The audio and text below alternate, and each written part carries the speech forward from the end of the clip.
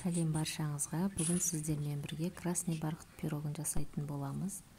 Алдымен електен өткізілген ұнымызға сары майымызды салып, араластырып аламыз.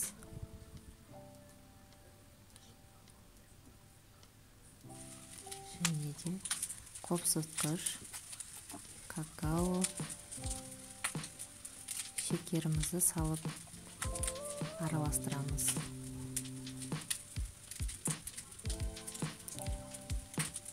Енді қызыл бояғышымыздан салып,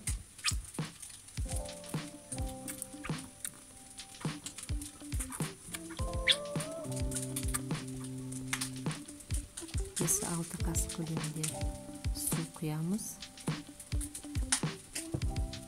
Араластырып, тесто илейміз. Тестомыз дайын болды. Оның аз ғана бөлігін алып қаламыз.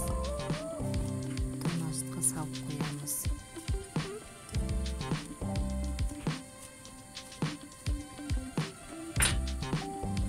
Енді салмасын дайындайтын боламыз.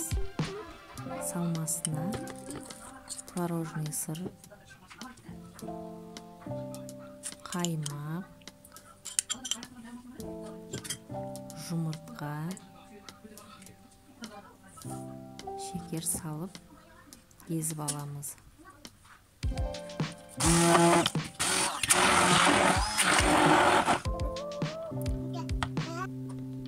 Енді тестамызды формамызға салып шығамыз. Осылай етіп шеттерін, лочектарын жасап, енді салмамызды құямыз. Бетіне қалған тестамызды теркадан өткізіп салып шығамыз. Қызып тұрған пеште 180 градуста 35 минут пісіріп аламыз.